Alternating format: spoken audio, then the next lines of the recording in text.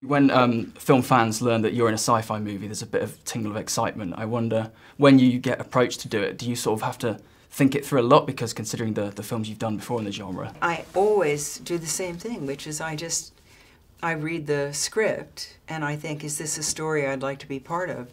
And occasionally it's a sci-fi movie. I don't think I go out of my way to avoid them or go toward them. I think more of them are being made these days. I think these are very interesting genres right now because they're sort of not in our current time, but they're also very modern and kind of relevant. And so I'm delighted that people think of me for this, because I don't wake up feeling like a science fiction icon. I just sometimes am reminded of it in situations like this. Is it kind of surprising in a way that you've become that? I don't know, like, what your expectations were when you started acting. I don't know if you grew up loving sci-fi, but is it, I guess, a bit of a shock when you think that you are a sci-fi icon? Yeah, I don't think it would have been one of my goals. I wanted to be a legitimate actress, you know, and do Shakespeare and Shaw and things like that. And I have done some of that.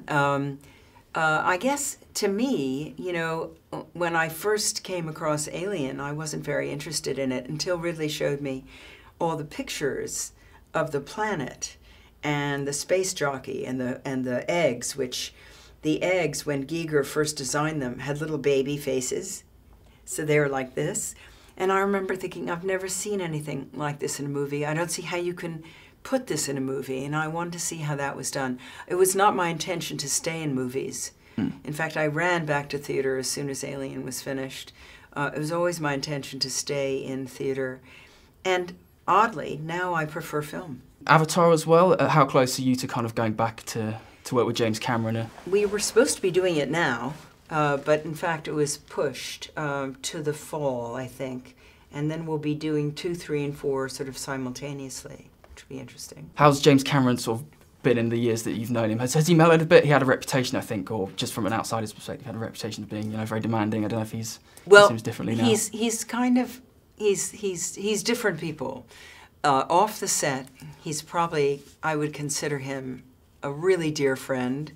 You know, you'll never find a kinder, better, more thoughtful friend. On the set, I wouldn't want to be his focus puller, for instance. You have to bring your best game.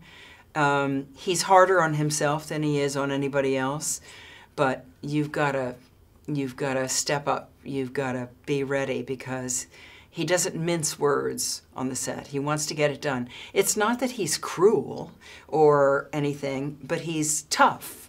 He's tough, he's funny, and he's got to get it done. Very finally as well, what do you think about the new Ghostbusters movie? Are you a little bit sad that you won't be in there, or are you excited to see where they're going to take it? I'm so thrilled. I'm such a huge fan of all those women, and I can't wait to see what they do with it. And, you know, I think they've probably talked to all of us about, you know, what would happen, you know, would we be interested, blah, blah, blah. But I think the main thing that we all want is for them to make a great movie, and then if they want us to cross the street and buy a hot dog or something, you know.